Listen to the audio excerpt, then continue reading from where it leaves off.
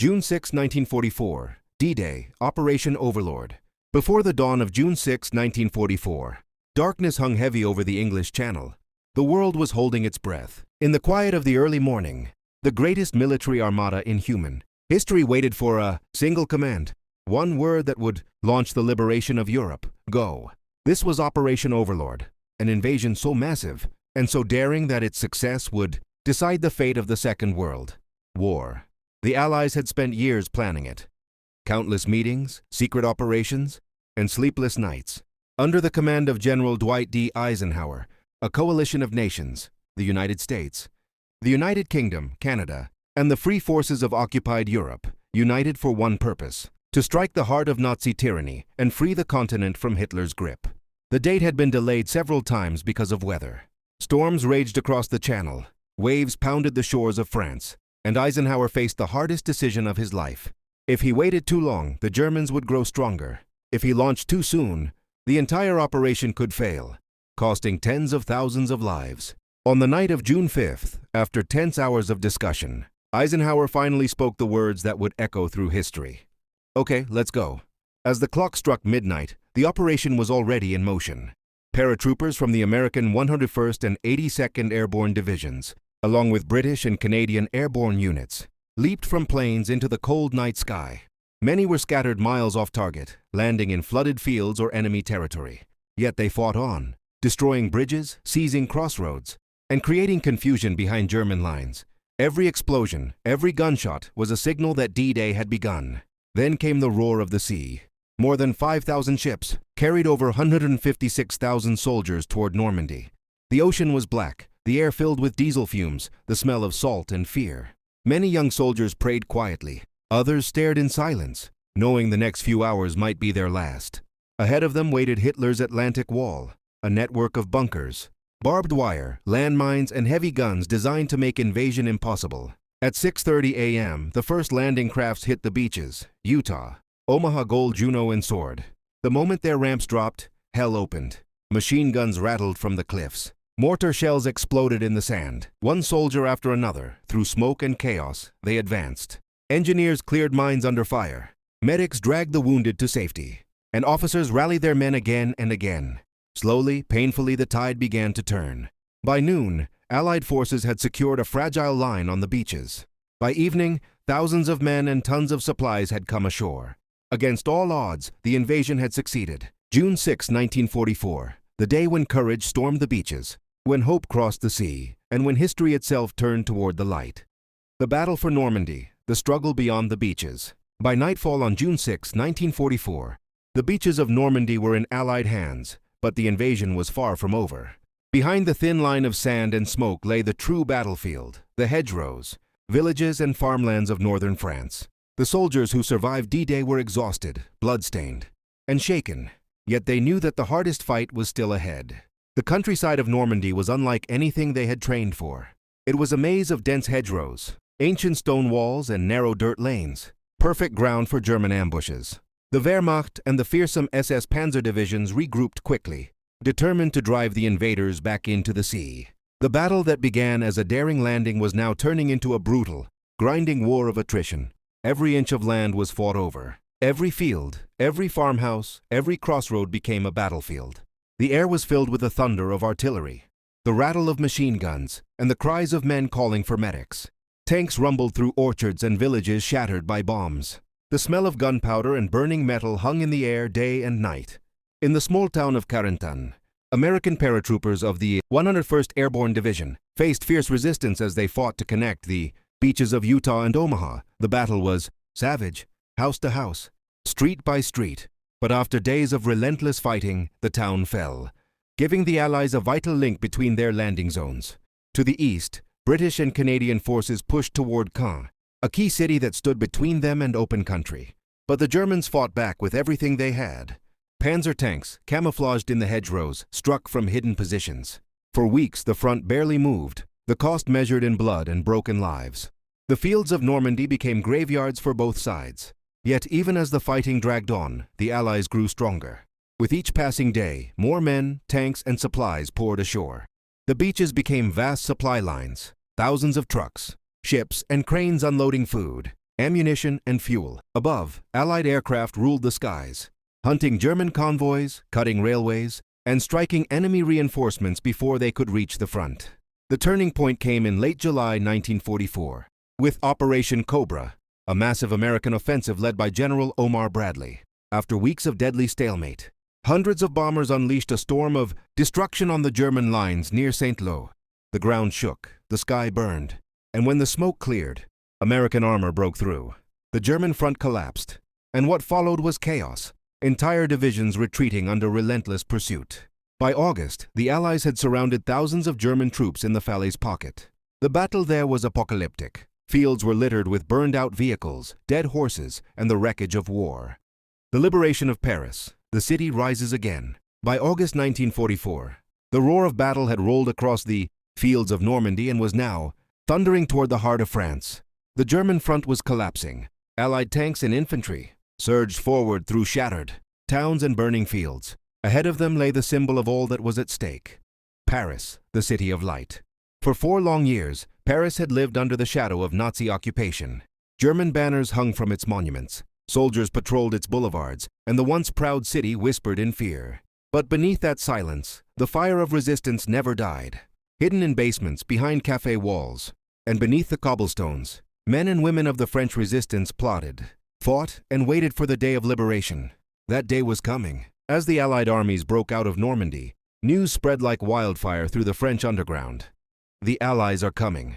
In the streets of Paris, people began to hope again. The French forces of the interior, FFI, the resistance fighters, rose up, seizing police stations, cutting communication lines, and sabotaging German positions. On August 19, 1944, the first open fighting erupted inside the city. Barricades went up. Flag, blue, white, and red appeared again above the rooftops of Paris. But the situation was dangerous. General Dietrich von Choltitz, the German military governor of Paris, had orders from Hitler himself: defend the city to the last man, and if it is to fall, burn it. The Eiffel Tower, Notre Dame, the bridges over the Seine, all were wired with explosives. Hitler wanted Paris destroyed rather than surrendered. Meanwhile, outside the city, General Georges S. Patton's Third Army and General Philippe Leclerc's Second French Armored Division raced toward Paris. Leclerc, a proud Frenchman who had fought from Africa to Normandy, made a solemn vow. He would not rest until the capital of his homeland was free again. On August 24th, the first elements of Leclerc's division reached the outskirts of Paris. The people poured into the streets, shouting, crying, waving flags. That night, the sound of French tanks echoed through the city for the first time since 1940. The next morning, August 25th, the final assault began. French troops advanced along the Boulevard Saint-Michel and across the Pont Notre-Dame, while American forces closed in from the west. Gunfire crackled between ancient buildings, the air thick with dust and smoke. By midday, the German headquarters at the Hotel Meurice was surrounded. General von Choltitz, realizing the futility of resistance and refusing to destroy the city he had come to admire, disobeyed Hitler's orders. He surrendered to General Leclerc and resistance leader Henri Roltanguy. At 3:30 p.m., the bells of Notre Dame Cathedral rang out across the city. After 4 years of occupation, Paris was free. The fall of Germany, the road to Berlin. The liberation of Paris was a turning point, a moment when the tide of war had fully turned against the Third Reich. Yet, even as the bells of Notre Dame rang for freedom, the bloodiest chapter of the war was still to come. The Allies had freed France, but their eyes were now set on the heart of darkness itself, Berlin. It would be a long and brutal road. After the triumph in Paris, the Allied armies pushed relentlessly eastward. Across France, through Belgium, and into the Netherlands, the German army retreated but never surrendered easily. Every bridge, every river, every town became a fortress. The Wehrmacht, though wounded, fought with desperate determination, knowing that the war's end meant the end of Hitler's empire, and perhaps their own lives. The winter of 1944-45 was cruel and bitter. Snow and smoke covered Europe once more. Then came Hitler's last gamble, the Battle of the Bulge. In December 1944, under the cover of fog and darkness, German tanks smashed through the Ardennes forest in Belgium, catching the Allies by surprise. It was Hitler's final counterattack, one last attempt to split the Allied forces and force a peace on his terms. For weeks, chaos reigned. Towns were overrun. Supplies ran low. In the small Belgian town of Bastogne, surrounded and freezing, American paratroopers of the 101st Airborne Division refused to surrender. When the Germans demanded their capitulation, General Anthony McAuliffe gave a single-word reply that echoed through history. Nuts! Against the odds, the Allies held firm. When the skies finally cleared, waves of Allied aircraft struck back, and the counteroffensive collapsed. By January 1945, Hitler's gamble had failed, and his once mighty army was shattered beyond repair. The road to Germany was open. As the Allies crossed the Rhine River, they entered a dying Reich. German cities lay in ruins from relentless bombing. Bridges collapsed into rivers, factories burned, and civilians fled through the cold, carrying whatever they could. Yet Hitler, hiding in his underground bunker in Berlin, refused to surrender. He spoke of miracle weapons and phantom divisions, illusions that no longer existed. In the West, General Eisenhower's forces surged through Germany's industrial heartland, liberating towns and uncovering horrors that shocked the world. In the East, the Soviet Red Army advanced with unstoppable fury, seeking vengeance for the millions lost. Their tanks rolled through the ruins of Poland and into Germany itself, leaving a trail of devastation in their wake. By April 1945, Berlin was surrounded, the Allied armies closing in from both sides. The once proud capital of the Third Reich was a city of rubble and fire. Soviet artillery thundered day and night, shaking the ground. Civilians huddled in basements as flames devoured their streets. In the bunker below the Reich Chancellery, Adolf Hitler, a man who had promised a 1,000-year empire. The World Reborn from the Ashes, cinematic extended version. When the guns fell silent on May 8, 1945, the world exhaled, not in triumph, but in exhaustion. The greatest war in human history was over. The soldiers who had stormed beaches, crossed deserts, and marched through burning cities now stood in a silence that felt both victorious and hollow. Europe was free, but it was also broken. Across the continent, the scale of destruction was beyond imagination. Entire cities were reduced to skeletons of stone and steel. Berlin, once a proud capital, lay in ruins. Streets turned to dust. Buildings collapsed into heaps of ash. Warsaw, Dresden, Stalingrad, and hundreds more bore the same scars. Millions of civilians were left homeless, hungry, and grieving. The war had not only ended nations, it had shattered the very soul of humanity. The liberation of Europe had revealed horrors that no one was prepared to face. In the months that followed, Allied soldiers began to uncover the concentration camps, places like Auschwitz, Buchenwald, Dachau, and Bergen-Belsen. Behind the barbed wire lay the remains of the Holocaust, piles of shoes, mountains of hair, and the silent faces of the living dead. 6 million Jews and millions of others, prisoners of war, resistance fighters, the disabled, and countless innocents had been murdered. The world was forced to confront the darkest truth of all, that evil had not only ruled nations but had poisoned the human heart. And yet, amid the ashes, there was hope. Across Europe, the people began to rebuild. Cities that had been flattened rose again brick by brick. Children returned to schools, churches reopened their doors, and laughter, fragile but real, began to echo through the streets once more. The same men who had fought with rifles now worked with hammers, rebuilding what they had once destroyed. In Germany, the Allies divided the country into zones of occupation: American, British, French, and Soviet. What was once the Third Reich became the front line of a new and uneasy peace.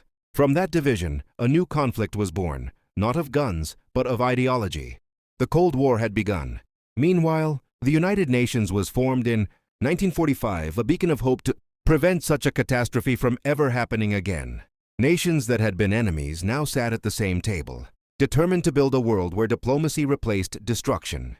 For the soldiers who returned home, peace was not simple. Many carried scars invisible to the eye, memories of brothers lost, of cities burning, of friends buried in foreign soil. The war had made heroes, but it had also made ghosts. They returned to quiet streets and waiting families, but the echoes of war followed them for the rest of their lives.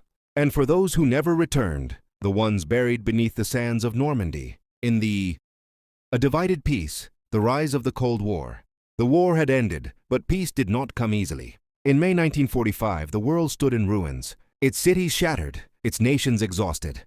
The flags of victory flew high, yet beneath them lay a deep and uneasy tension. The Allies had fought together to destroy Nazi Germany, but with a common enemy gone, a new rivalry was already beginning to emerge, one that would shape the second half of the 20th century. This was not a war of tanks and trenches. It was a war of ideologies, fought in shadows, laboratories, and distant lands. The Cold War, a conflict without declarations, without battlefields, yet powerful enough to hold the entire world in fear. In the heart of Europe, Germany was divided. The western zones, controlled by the United States. Britain and France became West Germany, built on democracy and free markets. The eastern zone, under Soviet control, became East Germany, ruled by communist authority. In the middle stood Berlin, a city sliced in two, the living symbol of a divided world. To the east, Joseph Stalin's Soviet Union had emerged from the war as a superpower, scarred but strong. Stalin saw the devastation around him and vowed never again to let Russia be invaded. He built a protective wall of communist states. Poland, Hungary, Czechoslovakia, Romania, Bulgaria, and East Germany, all falling under Moscow's influence. To the west, the United States answered with a vision of its own, a world built on freedom, democracy and open trade. The Marshall Plan poured billions of dollars into rebuilding Europe, turning bombed-out cities into modern industrial centers. But to Stalin, that generosity looked like a weapon, a way to pull nations into America's orbit. Two sides, two worlds, two futures, one globe divided by fear. By 1947, the divide was complete. Winston Churchill called it the Iron Curtain, a shadow stretching across Europe from the Baltic to the Adriatic. Behind it lay the Soviet bloc, sealed off, controlled, and watched. In front of it, the Western nations formed their own defense. In 1949, they created NATO, the North Atlantic Treaty Organization. The Soviets responded with their own alliance, the Warsaw Pact. It was no longer about who ruled land, but who ruled minds.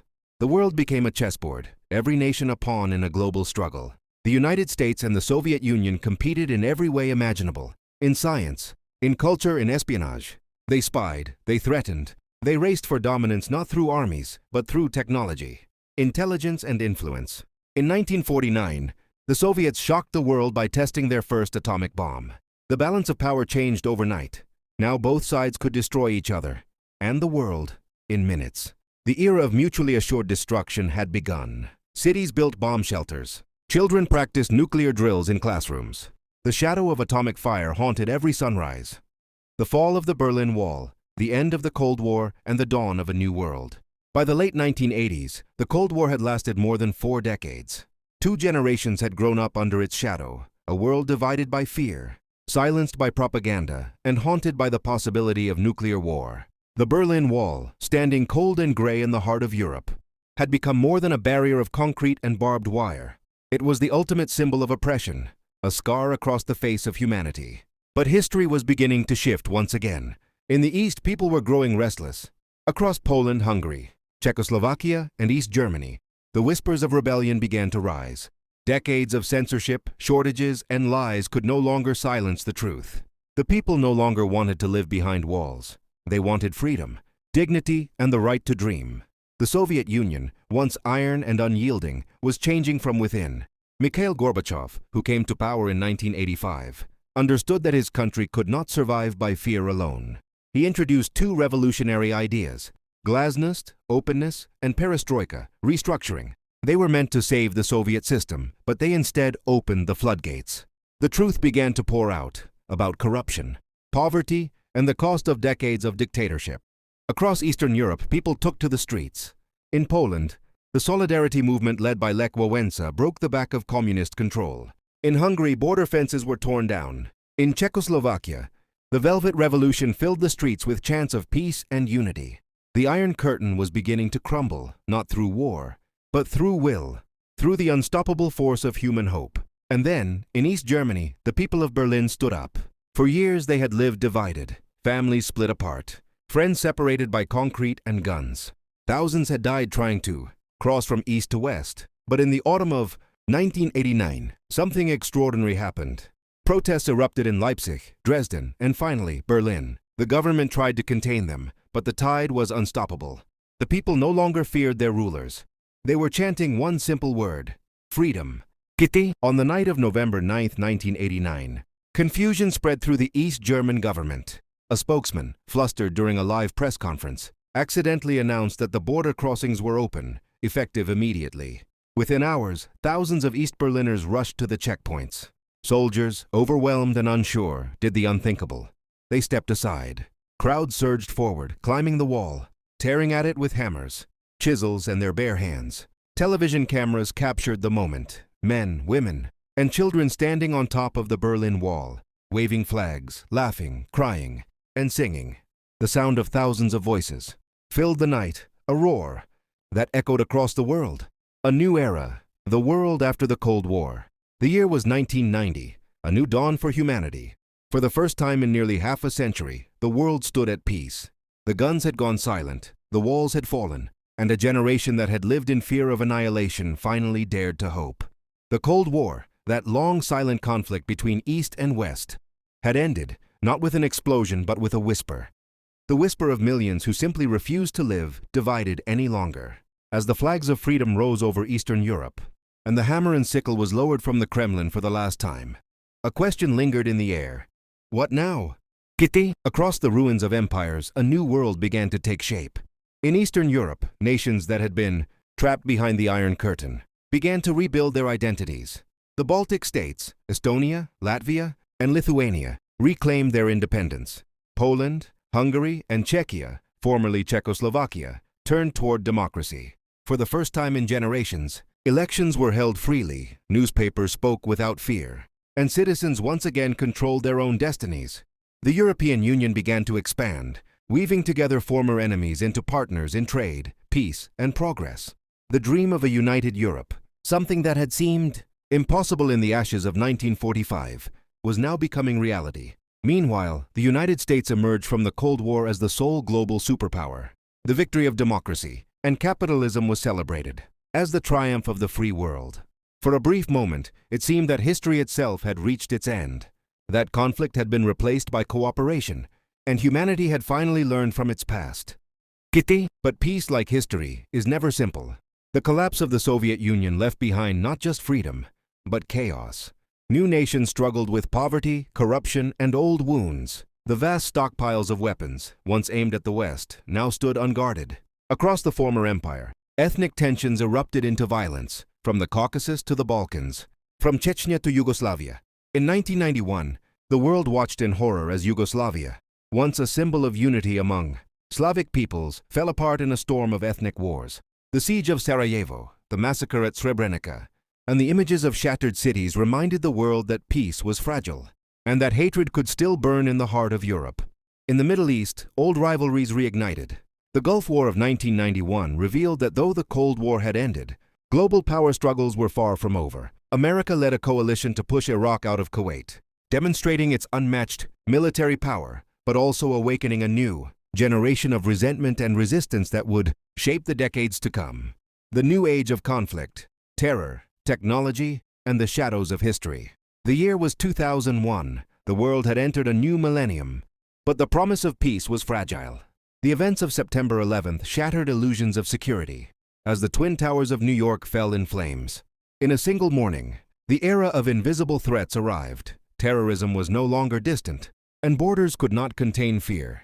The United States, still the unchallenged global superpower, declared a war unlike any before, a war on terror. Across deserts, mountains, and cities, conflicts erupted that could be seen only in glimpses on screens and in reports from embassies far away. Afghanistan became the first battlefield of this new age. As the Taliban's shadow over the land collided with Western power, the fight was no longer only about ideology.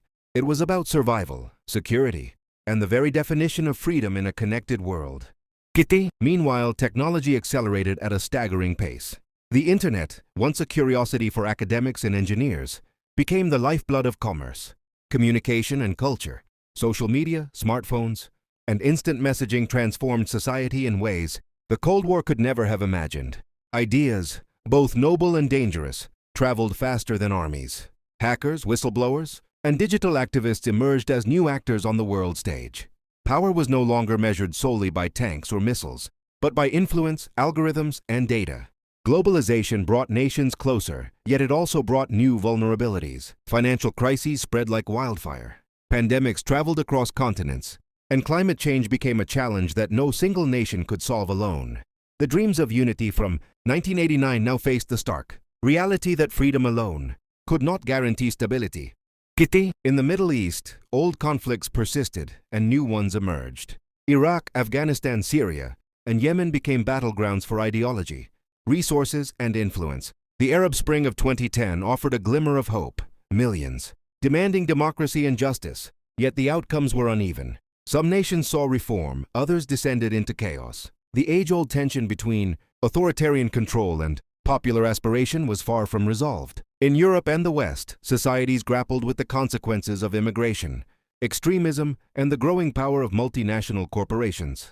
Russia, under Vladimir Putin, asserted itself again, projecting strength abroad and control at home, signaling that the post-Cold War unipolar world might not last forever. China, rising silently, showcased that the 21st century could belong to new superpowers, challenging the assumptions of the previous 50 years. A world in flux, humanity on the edge of tomorrow.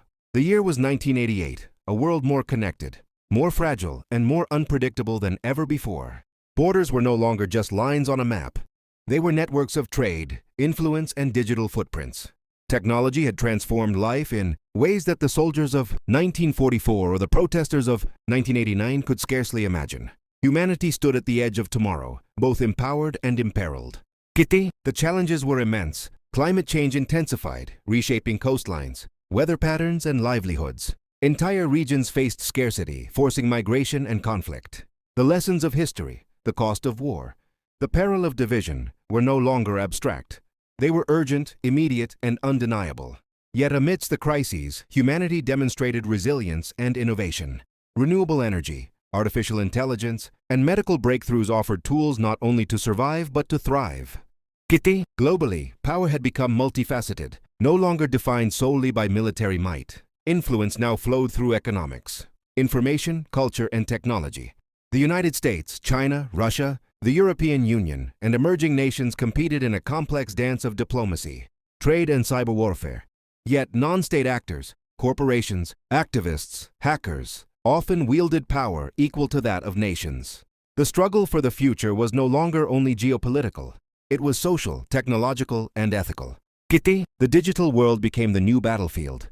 Data, algorithms, and artificial intelligence shaped elections, public opinion, and commerce. Privacy became a luxury, and truth a contested territory.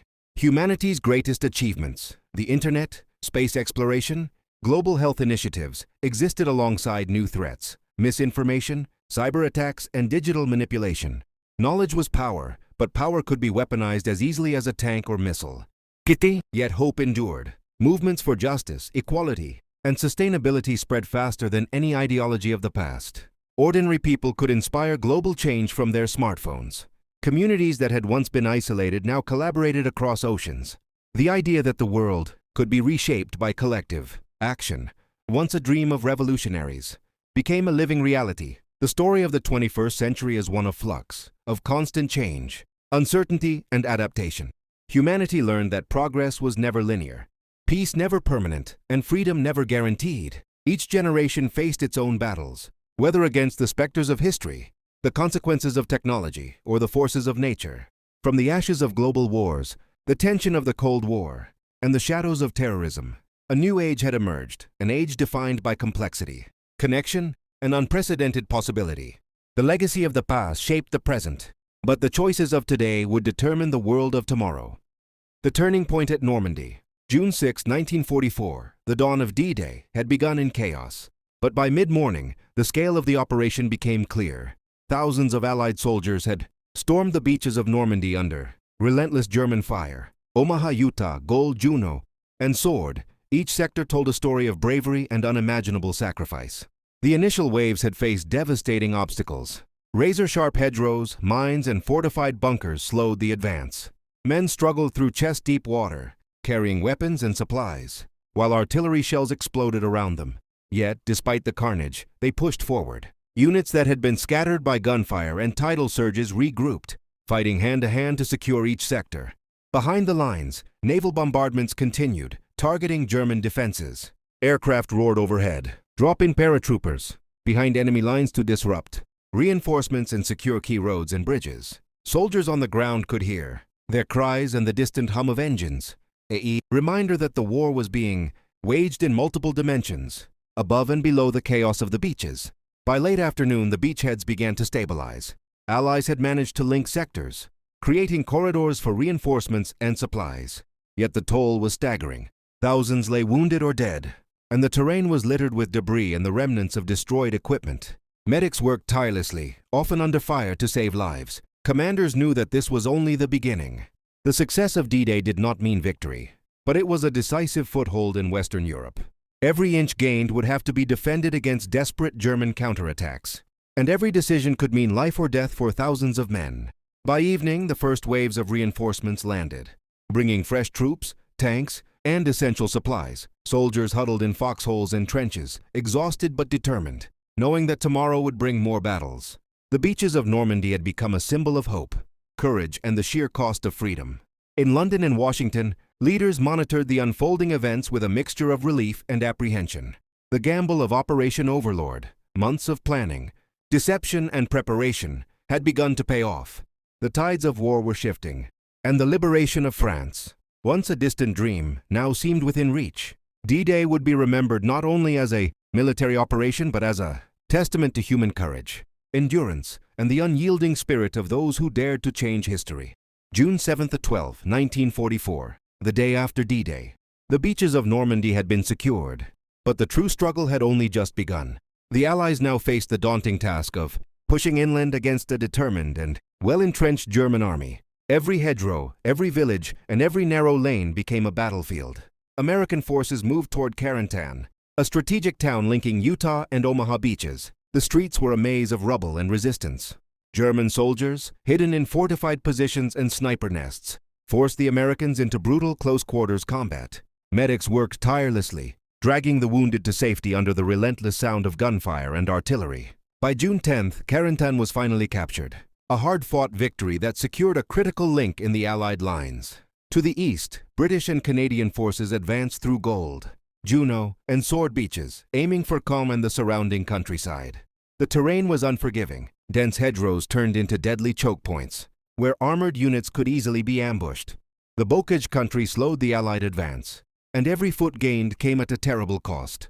Engineers and sappers cleared mines and obstacles, while infantrymen charged German positions, sometimes facing entire battalions entrenched in earthworks and farmhouses. Paratroopers who had landed behind enemy lines on the night of June 5 to 6 continued to play a pivotal role. In Sainte-Mère-Église, the first town liberated by airborne forces, paratroopers held key crossroads against repeated German counterattacks. Their courage and resilience prevented the Germans from cutting off the beachhead, giving the main Allied forces time to consolidate their positions. By mid-June, the Allies had established a tenuous but critical foothold. Supply lines stretched thin, reinforcements arrived daily, and the logistics of moving men, tanks, and ammunition through the destroyed countryside tested the limits of planning.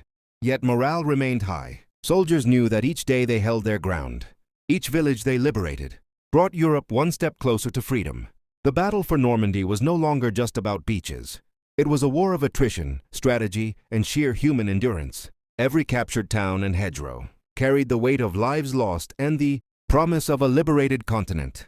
D-Day had opened the door, but the road to Paris and beyond would demand courage, sacrifice, and the relentless determination of an entire Allied coalition. As June drew on, the Allies prepared for the next phase, the push toward Caen, the seizure of bridges over the Orne and Odon rivers, and the relentless grind of a campaign that would define the liberation of Western Europe.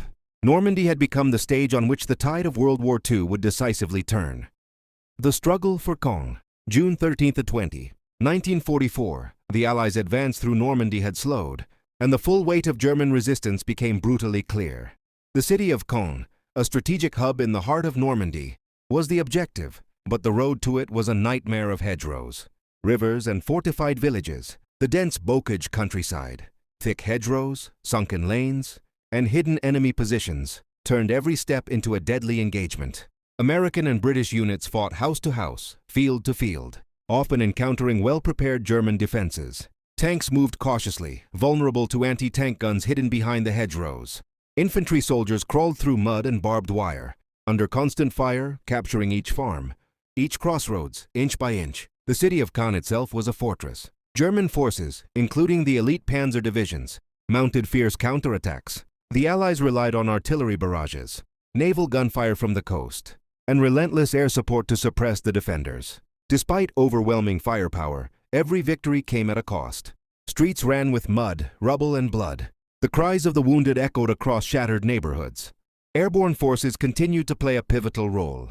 British glider and parachute units disrupted German reinforcements and secured key bridges, slowing the enemy's ability to concentrate forces.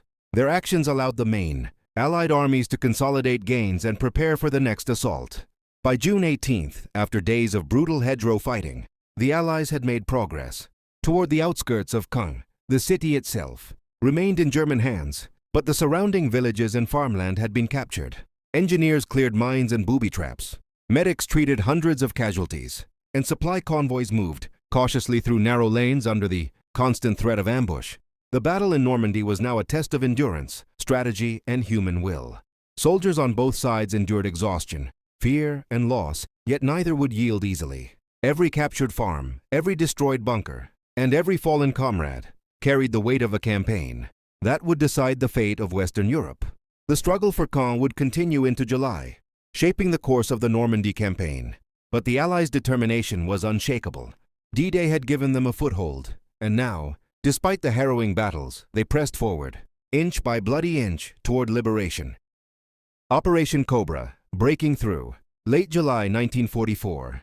After nearly 2 months of grueling combat, the Allies were ready for the next decisive move in Normandy. The hedgerows had been conquered, Caen partially secured, and the stage was set for Operation Cobra, a massive offensive designed to break through German lines and drive deep into occupied France. The plan relied on overwhelming air power and concentrated artillery bombardments. On July 25th, hundreds of bombers and artillery pieces unleashed a ferocious barrage along a narrow front near Saint-Lô. The ground shook and clouds of smoke and dust blanketed the battlefield. German defenses crumbled under the sheer force of the assault. But the carnage was immense. The landscape, already scarred by weeks of fighting, was transformed into a wasteland. American infantry and armored divisions followed, exploiting the breach. Tanks rolled over shattered fields while soldiers advanced cautiously, wary of remaining pockets of resistance. The Germans, though battered, mounted fierce counterattacks, but the momentum had shifted. The Allies' coordination of air, artillery, and ground forces was relentless, pushing the enemy back day by day. The breakout from Normandy was not just a military maneuver. It was a race against time. Allied forces aimed to encircle German units and prevent an organized retreat. Villages and towns were liberated, bridges captured, and supply lines established, allowing armored columns to surge forward at unprecedented speed. By early August, the front lines had expanded, and German forces were retreating in disarray. The human cost remained staggering. Every mile gained was paid in blood and sacrifice. Soldiers trudged through mud, debris, and the wreckage of homes and farms. Medics worked tirelessly under fire, and every unit faced exhaustion. Yet morale soared with each victory. The realization that victory was now possible galvanized the Allied armies, giving them the strength to press on. Operation Cobra marked a turning point in the Normandy campaign. What had begun as a precarious foothold on the beaches of France had transformed into a powerful offensive capable of breaking the back of German resistance in the West. The road to Paris, long and bloody, was now open, and the liberation of France was no longer a distant hope. It was a coming reality. The Normandy campaign had tested the limits of courage, strategy, and endurance. From the blood-soaked beaches of D-Day to the hedgerows and villages of inland France, the Allies had fought with unwavering determination. Operation Cobra was the key that would unlock Europe's liberation, setting the stage for the final chapters of World War II in Western Europe. August 1944, following the success of Operation Cobra, Allied forces surged across Normandy with unstoppable momentum.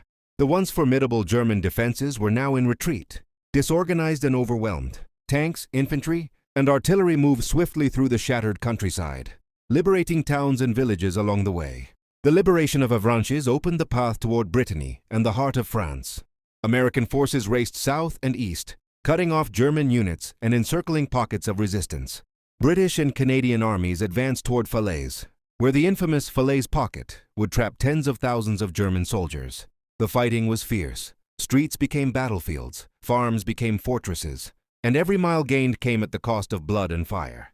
By August 19th, Paris was within reach. The French resistance, emboldened by the Allied advance, rose up within the city. Insurgents fought German occupiers in the streets, seizing control of key buildings and communication centers. The Allies coordinated with these forces, planning a liberation that would spare the city from unnecessary destruction. On August 25, 1944, After weeks of careful planning and skirmishes in surrounding towns, Allied forces entered Paris. Crowds of civilians lined the streets, cheering and waving flags as tanks rolled through boulevards and soldiers marched alongside joyous Parisians. The city, though scarred by years of occupation and sporadic fighting, was free. The liberation of Paris marked a symbolic and strategic victory. The German army in France was in full retreat, morale shattered, and the Allies had firmly established a foothold for the push into Germany itself. For the soldiers who had stormed the beaches of Normandy months earlier, the moment was a culmination of sacrifice, courage, and perseverance. From the chaos of D-Day to the streets of Paris, the journey had been long, bloody, and heroic. Yet the war was far from over. Though France was liberated, German forces still held strong positions in the Ardennes, the Rhineland, and across Western Europe. The Allies would continue to press their advantage, moving ever closer to the heart of Nazi Germany. The story of Normandy, from the blood-soaked beaches to the triumphant liberation of Paris, became a testament to the resilience of humanity and the unyielding fight for freedom. D-Day had been the beginning. The liberation of Paris was the promise, fulfilled, a powerful reminder that courage, unity, and determination could overcome even the darkest of times.